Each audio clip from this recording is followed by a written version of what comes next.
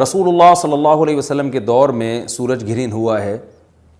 آپ صلی اللہ علیہ وسلم کے نرینہ اولاد نہیں تھی, آپ کو اللہ نے اولاد دی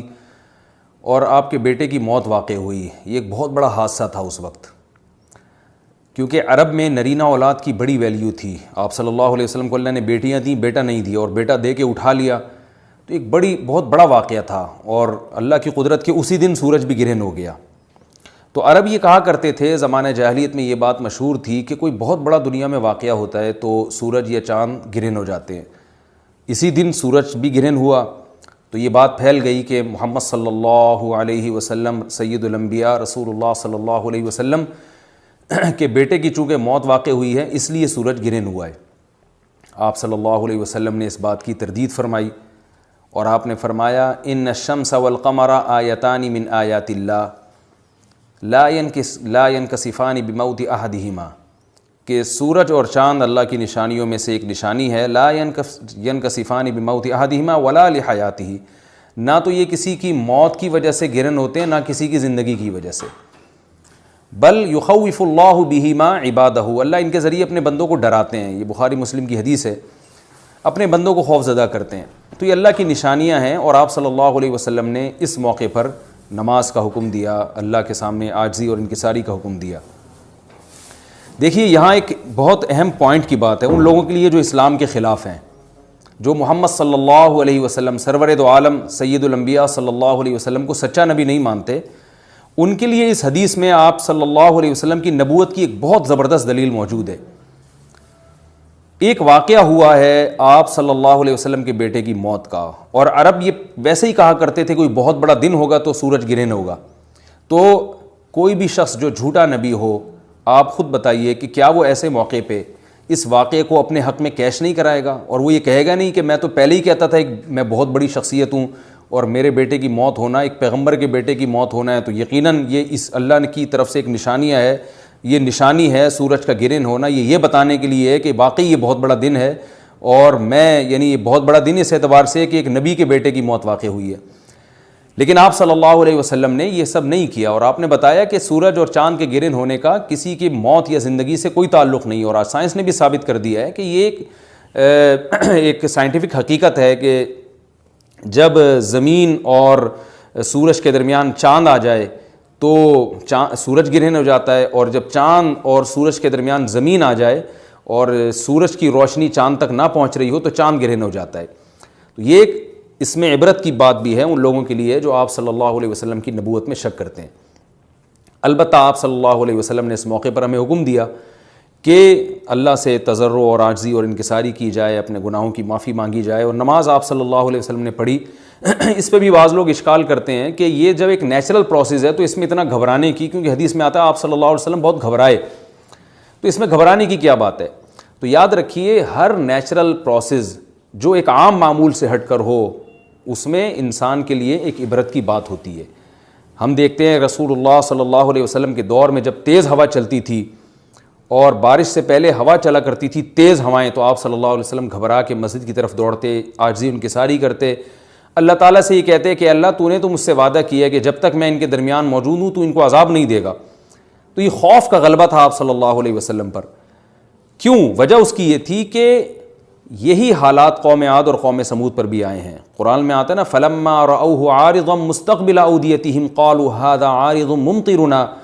بل هو ما استعجلتم به ريح فيها عذاب أليم تدمر كل شيء بأمر ربها فأصبحوا لا يرى إلا مساكنهم. کہ وہ بادلوں کو دیکھ کے کہنے لگے یہ تو ایک معمول کے مطابق بادل ہیں جو برسیں گے اور بارش ہوگی. تو پیغمبر نے کیا کہا کہ یہ بارش نہیں ہے بلکہ یہ وہ عذاب ہے جس کی تم جلدی کیا کرتے تھے, اور اس میں ایک ایسی ہوا ہے جو اللہ کے حکم سے ہر چیز کو ہلاک کر دے گی. اور پھر ان پر ایک ہفتہ عذاب آیا, اور قرآن کہتا ہے کہ وہ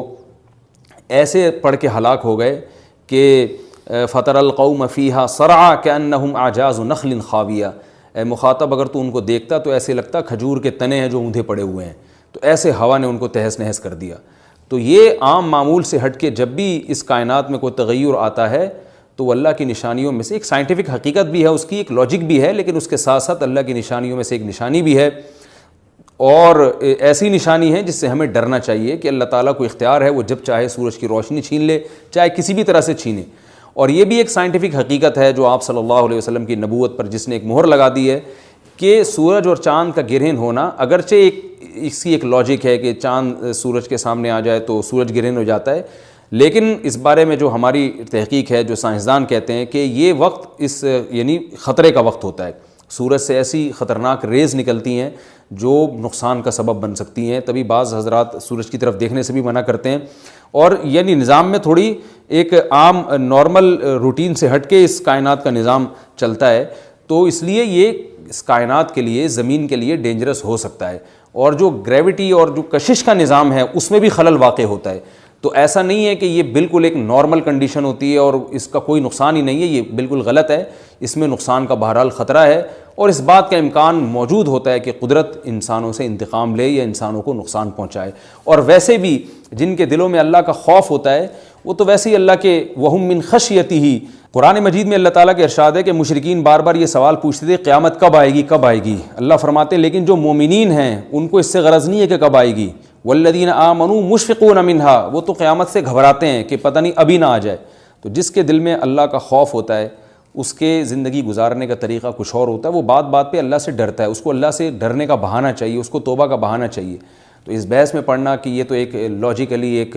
سورج کی روشنی غائب ہو جائے گی، وہ ٹھیک ہے، یہ سائنسدانوں کا شعبہ ہے کہ کیوں غائب ہو رہی ہے، ماہرین فلکیات کا شعبہ ہے، لیکن اہل ایمان کا جو کام ہے اس موقع پر، ان کا جو وظیفہ ہے وہ یہ کہیں کہ اللہ کی نشانیوں میں سے ایک نشانی ہے، اللہ اپنی قدرت دنیا میں دکھاتا ہے کہ میں یہ بھی کر سکتا ہوں چاہے کسی بھی طریقے سے کروں، تو ہمیں اس موقع پر بہرحال اللہ کے سامنے جھکنا چاہیے، اپنے گناہوں سے معافی مانگنی چاہیے، اور وہی عمل کرنا چاہیے جو رسول اللہ صلی اللہ علیہ وسلم نے ہمیں بتایا ہے۔ اور اس بارے میں جو توہمات پھیلے ہوئے ہیں اس سے بھی ہمیں اجتناب کرنا چاہیے، جیسے نبی صلی اللہ علیہ وسلم نے عربوں کے وہم کو دور کیا ہے، بھائی اس کا کسی کی موت اور زندگی سے کوئی تعلق نہیں ہے، تو اسی طرح آج کل لوگوں میں ایک سورج اور چاند گرہن ہونے کے بارے میں وہم بھی بہت ہے کہ پتہ نہیں کیا ہو جائے گا، حاملہ عورتیں نہ نکلیں، فلانا نہ کرے، اور فلانا خربوزہ نہ کھائے، اس موقع پر کسی نے تربوز کھا لیا تو یہ ہو جائے گا، الٹی الٹی باتیں پتہ نہیں کیا کیا مشہور ہیں، یہ خربوزے تربوز کی تو میں ویسے ہی مثال دے رہا ہوں۔ تو کوئی بھی چیز جب کہنی ہو تو پوری طرح سے اس کی ریسرچ کریں۔ مجھے نہیں پتا حاملہ عورت کو فائدہ ہوتا ہے نقصان ہوتا ہے سورج گرہن ہونے سے، لیکن اگر نقصان بھی ہوتا ہے تو اس کی کوئی مستند دلیل ہونی چاہیے آپ کے پاس، ایسے ہی سنی سنائی باتیں آگے نقل نہ کریں۔ تو بہرحال ہمیں جو کرنے کا کام ہے جو رسول اللہ صلی اللہ علیہ وسلم نے بتایا ہے وہ کام بخاری اور مسلم کی حدیث کے مطابق نماز ہے، انفرادی بھی ہے، جماعت سے بھی ہے، مستحب یہ ہے کہ جماعت سے نماز پڑھی جائے مسجد میں یا کسی بھی میدان میں، اور 2 رکعتیں امام پڑھائیں گے اور اس میں سرن تلاوت بھی کر سکتے ہیں، جہری تلاوت بھی کر سکتے ہیں، دونوں رائے ہیں علماء کی۔ آج کل جہری کو اس لیے ترجیح دی جاتی ہے کہ صلاۃ کسوف میں جو رسول اللہ صلی اللہ علیہ وسلم کی سنت ہے وہ لمبی نماز ہے،